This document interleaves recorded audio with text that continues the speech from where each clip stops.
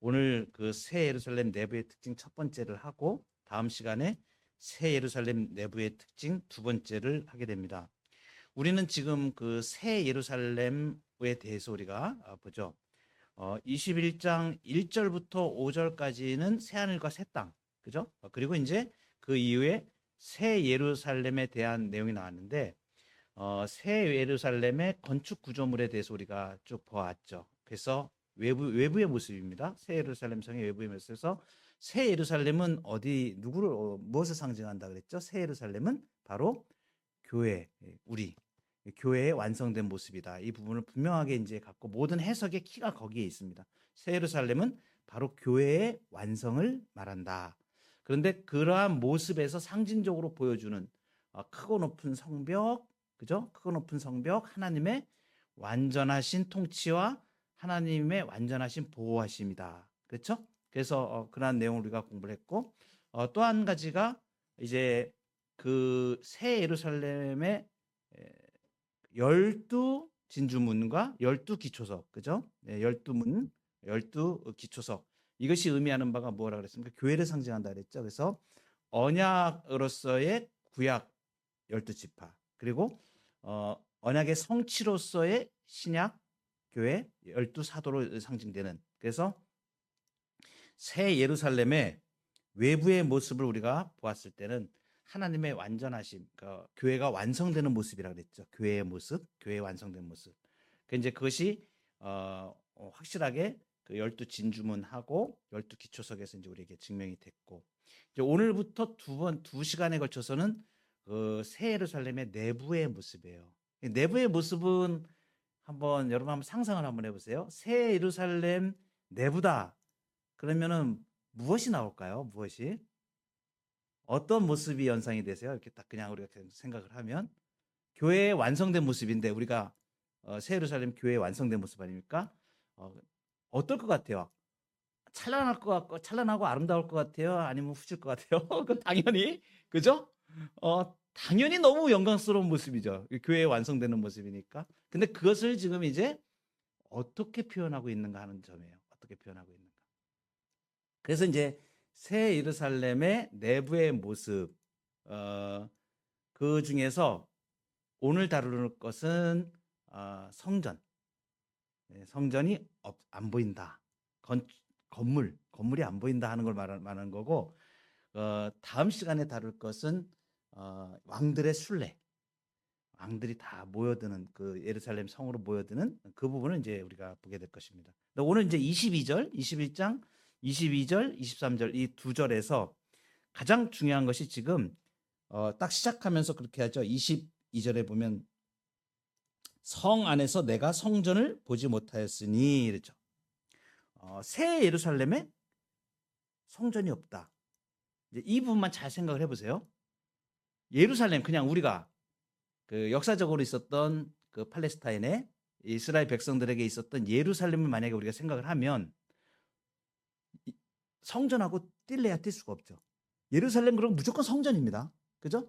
그 예루살렘은 그냥 바로 그 자체가, 물론 예루살렘은 그 도시를 말하는 건데 그 도시에서 가장 중요한 게 뭐예요? 성전이잖아요.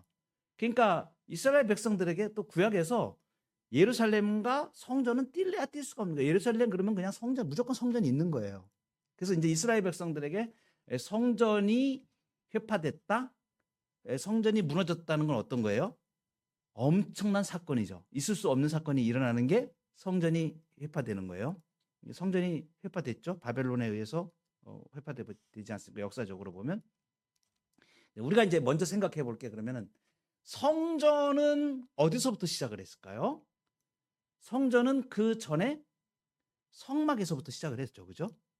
물리적인 성전 우리가 얘기할 때, 솔로몬의 성전 얘기할 때, 그리고 이제 그것이 이제 회파가 되고 나중에 신약 시대에 와서는 헤롯 대왕이 46년간 공사를 해가지고 짓습니다.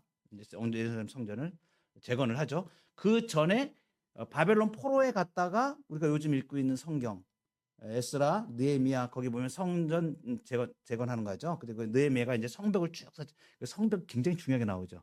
이게 아마 요한계시록하고 연결해서 그 느헤미야를 보면 실감이 나실 거예요. 아, 이게 성벽이 지금 뭘 말하나? 이게 하나님의 백성의 완성을 상징하잖아요. 그죠? 그러니까 자기 집 앞에 누구누구는 자기 집 앞에 성벽 요만큼 쌓고 누구누구 제사장은 자기 집 앞에 있는 그만큼 성벽 부분을 자기가 감당해서 쌓고 막 이렇게 나오잖아요. 느헤미야서 쫙 보면. 그러니까 이제 성벽 그다음에 성전을 재건하는 그런 문제들이 나오잖아요. 솔로몬 성전이 있기 전에 어디서 그 시작을 했냐면 성막에서부터 시작을 했죠. 모세에게 계시하여 주셨죠. 그죠? 그래서 이동식 회막 이스라엘 백성들이 텐트를 치면서 이동을 하니까 그죠? 거기에 따라서 성막도 이동을 했죠. 성막을 왜 주셨나요? 그죠? 성막을 왜 주셨고 그 성전이 됐는데 무엇 때문에 그렇게 하신 거예요? 무엇을 지금 말할까요? 이 성막은 성막, 성전 이것은 무엇을 상징하는 거예요? 우리가 잘 알죠. 하나님의 임재를 상징하는 거예요. 하나님이 거기 거하시겠다는 거예요. 그러면 안 거하셨었나? 하나님이 처음에 에덴에서 동산을 만드시고 하나님이 거하셨어요. 임재하셨어요. 그게 이제 하늘 성전의 모형으로 그러니까 하나님께서 에덴에 창조하신 것이 하늘의 그 영광을 가진 것을 이 땅 가운데 실현하신 거였는데 이제 우리가 주기도문 공부할 때 하나님 나라 공부했잖아요. 이거하고 이제 연결이 쭉 되는 거예요. 하나님의 나라를 회복시키시는데 하나님이 임재하셔야 되잖아요. 그죠? 하나님의 백성들 가운데 임재하셔야 되잖아요. 그래서 언약을 하시고 그 언약의 증표로 성막 그리고 거기 임재 하나님의 임재 상징 그죠? 법궤가 놓이게 되죠. 그 성막 지성소 안에 이렇게 놓이죠. 그래서 지성소가 결국은 그 정방형으로 된 정방형이라 그러죠. 가로 세로 높이가 다 똑같이 이렇게 된 그 지성소 솔로몬의 성전에서 만들었던 그 지성소 그건 뭐 완전한 하나님의 임재의 상징입니다. 하나님의 궁을 상징하는 거예요. 하나님 그 궁에 계시니 우리가 요즘 찬송할 때 시편 48편은 하나님 그 궁에 계시니 하잖아요. 하나님의 성을 말하는 거죠. 그러니까 결국 이 성전에서 가장 중요한 건 하나님의 임재입니다. 하나님의 백성과 함께 하시는 것이다. 그러면 결국 그 구약에 계시되었던 그 성막, 성전 이것은 무엇을 예표하고 있었던가요? 그걸로 완전히 이루어지는 게 아니죠. 그 성막과 성전은 결국은 예수 그리스도를 예표하는 거였잖아요. 그러니까 진짜 성전, 참 성전이 누구시냐면 예수 그리스도가 오시잖아요. 그죠? 그러니까 예수 그리스도는 임마누엘이라고 그러죠. 하나님이 우리와 함께 계시다는 거예요. 그러니까 예수 그리스도가 참 성전이시다. 그래서 예수님이 이 땅에 오셨을 때 내가 이 성전을 헐고 사흘 만에 짓겠다는 요한복음에 말씀하신 내용들 좀 이따가 이제 설명드리겠지만 그 내용의 흐름을 보시면 그게 뭐예요? 성전을 완성하시는 거예요. 예수님이 앉아. 그래서 예수님이 오시고 난 이후에 물리적으로 있는 성전이 필요 없어요?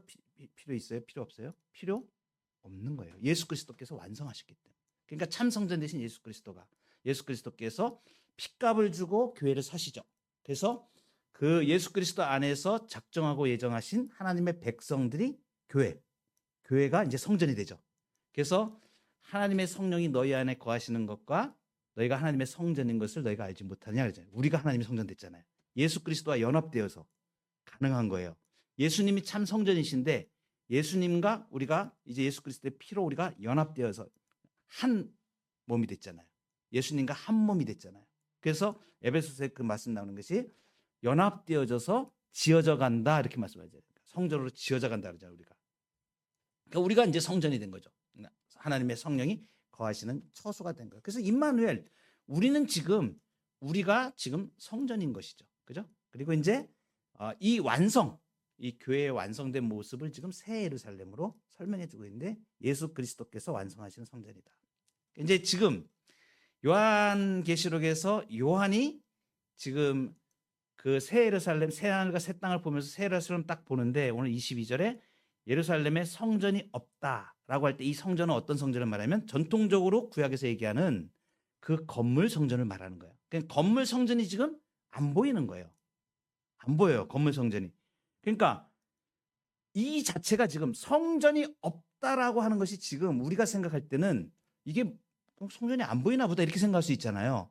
근데 굉장히 큰 의미가 있는 거예요. 왜냐하면 요한계시록 지금 요한이 이 요한계시록을 기록한 시기는 AD 역사 속에서 AD 한 그 주후 90년경 뭐 이 정도로 보통 다 얘기를 합니다. 그런데 제일 중요한 사건이 있어요. 지금 성전이 없다 그러는데 지금 성전이 어떻게 된 거예요?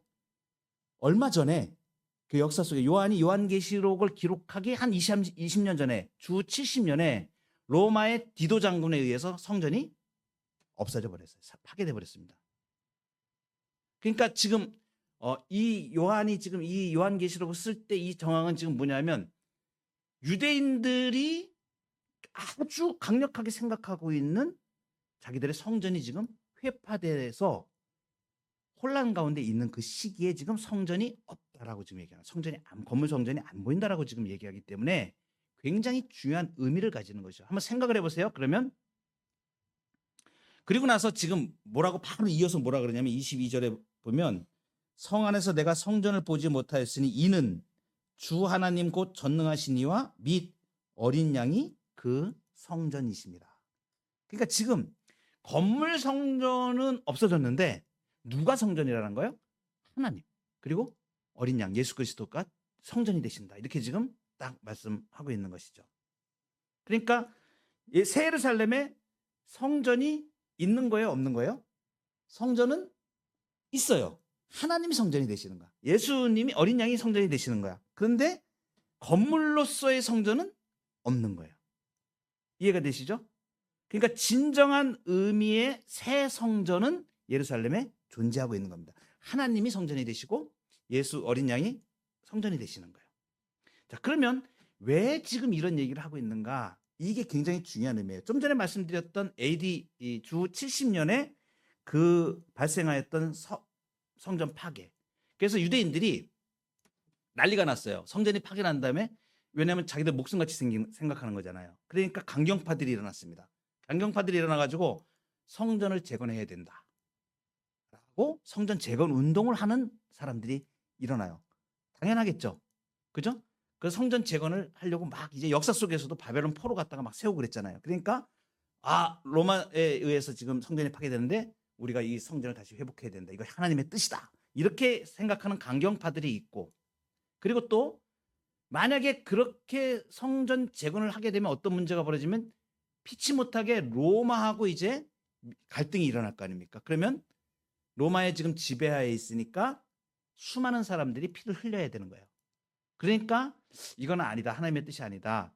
그래서 온건파들은 어떤 거를 내세웠냐면 이제는 성전 없이 그냥 각 지역에서 각 지방에서도 예배를 제사를 드릴 수 있고 그리고 토라 율법을 조항을 이렇게 대안으로 성전 제사의 대안으로 율법을 우리가 토라를 잘 순종하여서 선행으로 이렇게 하나님께 나아가야 된다. 이렇게 온건파들은 이제 다른 방법을 물리적인 성전이 없는 다른 방법을 찾게 된 거예요.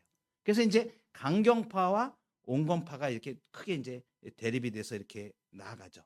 그래서 실제로 이제 그 135년 주후 135년에 바르코르바라 그래가지고 저항 운동이 일어납니다. 그 강경파들이 성전을 재건하려고 민족 저항 운동을 일어난 거죠. 근데 실패를 하게 돼요. 뭐 로마가 워낙 강성한 시대였으니까 이제 못하게 되죠. 지금 이제 요한계시록에서 지금 건물 성전이 없다, 안 보인다라고 지금 이야기하는 것은 굉장한 의미를 가지는 거예요. 그러니까 무엇을 지금 선언하는 거냐면 여기 보면 성 안에서 내가 성전을 보지 못하였다. 무슨 얘기냐면 이걸 얘기하는 거예요. 제2성전, 이 제2성전 헤롯에 이은 이 건물로서의 제3성전을 건축하는 것은 의미가 없다라는 것을 지금 얘기하는 거예요. 왜 그런가? 이제는 성전이 제의적 기능을 갖는 그런 시대는 지나갔다는 걸 선언하는 거예요. 왜 그러냐면 그래서 바로 이어서 그 얘기하는 거예요. 하나님과 어린 양이 성전이시다라고.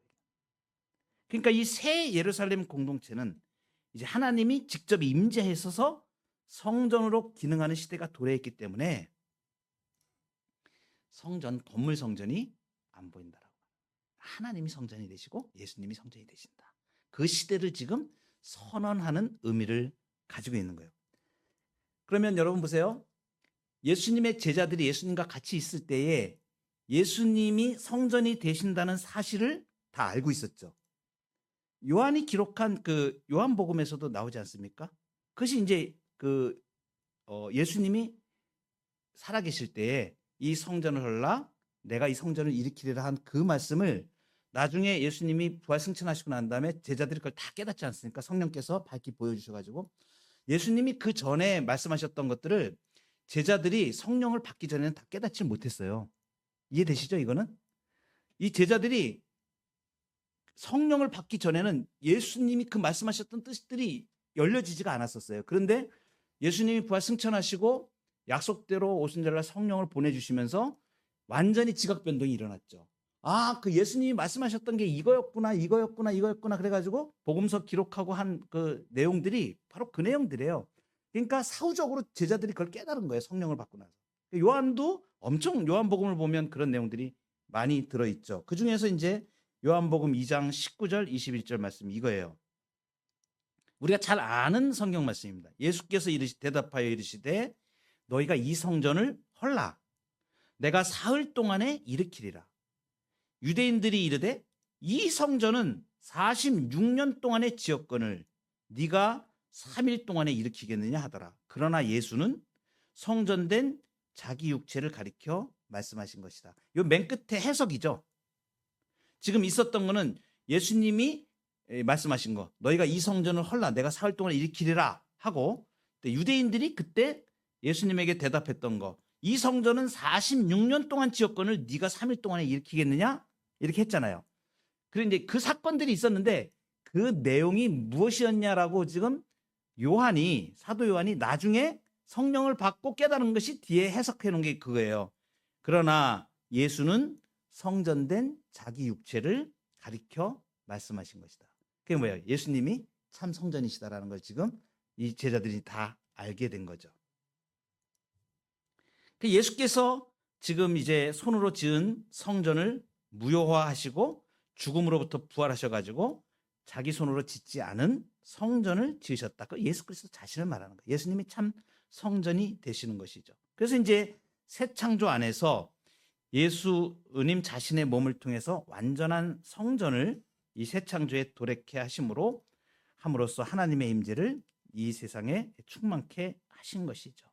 그래서 우리가 이제 예배당을 성전이라고 우리는 잘 부르지 않습니다. 성전이라고 부르는지 성전은 이제 옛날 성전을 얘기하기 때문에 우리는 그래서 지금 이제 말을 고쳐서 부르죠. 그래서 성전이란 말을 예전에는 우리 성도님들이 많이 사용을 했었어요. 성전 이렇게 사용을 했었는데 이제 성전은 진짜 성전의 의미는 우리가 성전이고 예수님이 성전 되시고 몸이기 때문에 우리가 예배하는 이러한 공간을 얘기할 때는 우리가 성전이라고 표현하지는 않고 예배당이라고 우리가 이제 표현을 합니다. 그래서 밖에 써놓은 게 세대비전계 예배당 이렇게 예배 처소를 말하는 거예요. 그래서 이제 예배당을 성전이라고 이제 부르지는 않고 그래서 우리가 이제 이런 것들도 깊은 의미를 잘 보고 따지면 이러한 부분들이 이제 이렇게 되는구나 우리가 이제 알 수가 있죠. 그래서 이제 우리가 성전이 되어서 지어져 간다. 하나님과 예수 그리스도께서 성전이 되신다 하는 부분을 이제 뵙고요. 또 하나 이제 23절에 넘어가면 23절에 그 성은 해나 달의 비침이 쓸데없으니 이는 하나님의 영광이 비치고 어린 양이 그 등불이 되심이라. 아멘. 자, 해나 달이 필요 없다 그랬죠? 해나 달이 필요 없다. 그 이유가 뭐라 그랬습니까? 하나님의 영광이 빛처럼 비추기 때문입니다. 그래서 어린 양이 그것을 비추는 등불이 되시기 때문이 그렇습니다. 여기서 물론 이제 해와 달이 존재하지 않는 건 아니에요. 우리가 새하늘과 새 땅 새 창조를 할 때 우리가 21장 1절부터 5절 한번 같이 한번 읽어볼까요? 너무나 읽을 때마다 너무 우리의 마음에 감동이 되지 않습니까? 21장 새하늘과 새 땅 처음 할 때 한번 보도록 하죠. 같이 한번 읽겠습니다. 시작. 또 내가 새하늘과 새 땅을 보니 처음 하늘과 처음 땅이 없어졌고 바다도 다시 있지 않더라. 또 내가 보매 거룩한 성 새 예루살렘이 하나님께로부터 하늘에서 내려오니 그 준비한 것이 신부가 남편을 위하여 단장한 것 같더라. 내가 들으니 보좌에서 큰 음성이 나서 이르되 보라, 하나님의 장막이 사람들과 함께 있음에 하나님이 그들과 함께 계시리니 그들은 하나님의 백성이 되고 하나님은 친히 그들과 함께 계셔서 모든 눈물을 그 눈에서 닦아주시니 다시는 사망이 없고 애통하는 것이나 곡하는 것이나 아픈 것이 다시 있지 아니하리니 처음 것들이 다 지나갔음이러라. 보좌에 앉으시니가 이르시되 보라, 내가 만물을 새롭게 하노라 하시고 또 이르시되 이 말은 신실하고 참되니 기록하라 하시고. 아멘. 이 새 창조죠. 새 창조 말씀드렸습니다. 이 새 창조는 모든 것을 다 없애고 새로 막 만드신 게 아니고 있는 것을 완전히 새롭게 하신다. 그죠? 있는 것을 완전히 새롭게 하신다. 그래서 이제 그 우주의 골격을 다 보존하는 그 약속, 노아 언약이죠. 노아 언약. 그죠? 다시 물로 내가 심판하지 않겠다고 말씀하셨잖아요. 그래서 노아의 언약, 이 우주의 골격들을 다 보존하시는 그 언약대로 만물을 완전히 새롭게 하시는 새 창조로 이루신다. 그래서 완전히 지금까지 있었던 것을 다 없애버리시고 뚝딱 새로 만드시는 게 아니고 이 지금 있는 것들이 정말 예전하고는 비교할 수 없게 완전히 새롭게 되는 그러한 형태로 새 창조를 이루신다고 제가 말씀을 드렸습니다. 여기 지금 그 해와 달이 필요 없다는 것은 이제 해와 달이 필요 없을 정도로 과장법이라고 얘기하죠. 해와 달이 이제 비치는 역할을 하는데 이것이 필요 없을 정도로 하나님의 영광의 빛 그리고 어린 양의 빛이 이 새 예루살렘을 가득 채우고 있는 것을 말해 주고 있습니다. 22절에 바로 앞에서 우리가 그랬죠. 성전이 예루살렘의 그 건물 성전이 없어지고 하나님과 어린 양이 성전이라는 내용과 똑같은 거예요. 그래서 22절, 23절에 똑같이 나오는 가장 중요한 것이 하나님과 어린 양이에요. 22절에 보면 주 하나님 곧 전능하신 이와 및 어린 양이 그 성전이심이라 이렇게 되죠. 그리고 23절에도 하나님의 영광이 비치고 어린 양이 그 등불이 되심이라 똑같은 구절인데 지금 하나는 하나님과 어린 양이 성전이 되시는 것이고 또 23절에서는 하나님의 영광이 비치고 어린 양의 빛이 비치는 것을 지금 말했습니다. 똑같이 지금 하나님과 어린 양, 하나님과 어린 양 이렇게 나오죠. 하나님이 빛이 되신다. 어린 양이 빛을 비춰주신다. 하나님이 빛을 비춰주신다. 어린 양이 빛을 비춰주신다. 이 배경 구절은 이사야서 60장 19절 말씀입니다. 같이 한번 읽어보도록 하겠습니다. 앞에 띄워드렸습니다. 시작. 다시는 낮에 해가 내 빛이 되지 아니하며 달도 내게 빛을 비추지 않을 것이요 오직 여호와가 내게 영원한 빛이 되며 내 하나님이 내 영광이 되리니. 아멘. 자, 이것은 무엇일까요? 지금 성전이나 이제 토라와 같은 그 구약의 어떤 다른 수단을 통해서 비추시는 거 아니라 지금 하나님이 직접 빛을 비추는 겁니다. 하나님 자신이 직접 이 예루살렘과 그의 백성들에게 영광이 되어서 영원히 자신을 드러내신다는 것을 말합니다. 하나님이 직접 빛이 되시는 거예요. 그러면 한번 생각을 해보세요. 이 빛이 지금 아직 완성되지 않은 우리 교회는 비치지 않고 있을까요? 지금 비치고 있습니다. 그죠?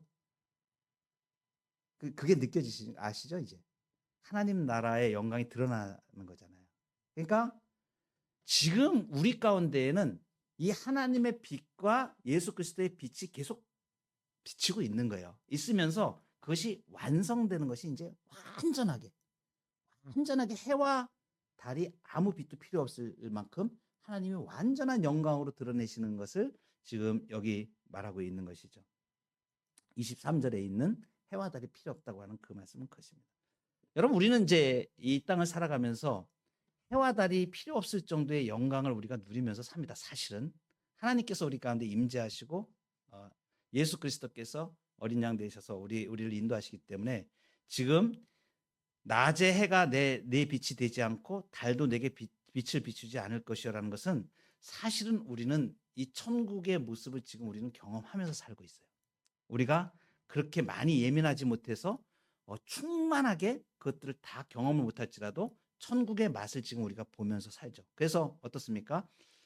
우리가 세상의 힘든 일들과 정말 우리가 우리의 이성을 정말 흐리게 하고 우리가 우리를 힘들게 하는 세상의 많은 일들과 많은 그러한 사건들 속에서도 우리가 어떻게 되는 거예요? 하나님의 영광을 볼 때 우리는 위로가 되고 힘이 되는 거예요. 그래서 이제 우리가 하나님을 정말 이 하나님의 영광의 빛을 보는 사람들은 어떻습니까? 세상에서 얻는 것이 위로가 안 되죠. 점점 그렇게 돼요. 이제 시간이 지날수록 세상 것이 주는 위로는 점점 줄어듭니다.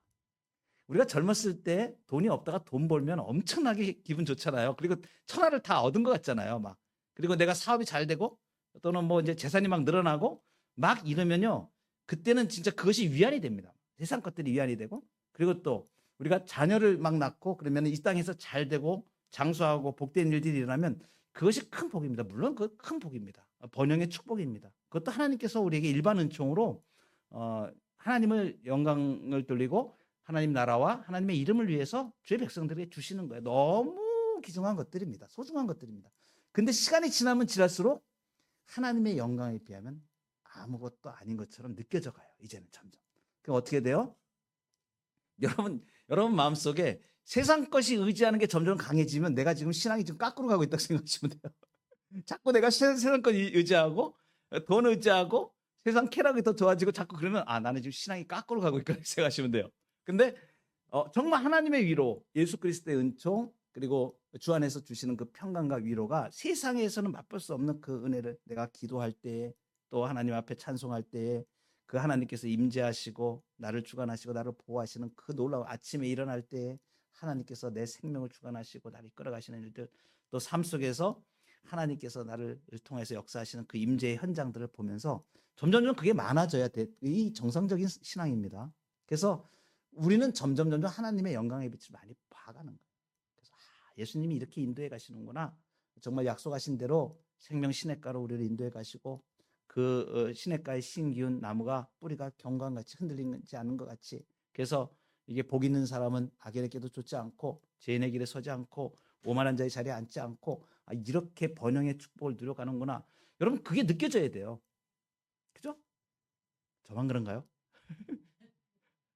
많이 그렇게 되셔야 돼요, 여러분들이. 여러분들 삶 속에서 자꾸 그렇지. 내가 지금 이 죄인의 길에 서지 않고 오만한 자의 자리에 가지 않고 내가 이 복을 누리는구나 하나님 앞에서. 제가 그래서 시편 1편 말씀드릴 때 그 말씀 드렸잖아요. 이미 이것은 앞으로 우리가 누릴 게 아니라 이미 우리가 누리고 있는 겁니다라고 말씀드렸잖아요. 이게 믿는 사람들은 그 눈으로 영적인 시각으로 보면서 그래서 감사할 수 있어야 되거든요. 그러니까 이게 하나님의 영광이 가득 찬 거예요. 하나님 자신이 직접 우리에게 빛이 되신다. 그리고 어린 양이 예루살렘의 등불이라고 말씀하시죠. 이 부분은 배경이 되는 말씀이 시편 132편 17절입니다. 내가 거기서 다윗에게 뿔이 나게 할 것이라. 내가 내 기름 부음 받은 자를 위하여 등을 준비하였도다. 이 예수님이 빛이 되신다는 걸 말하는 거예요. 그래서 예수님이 직접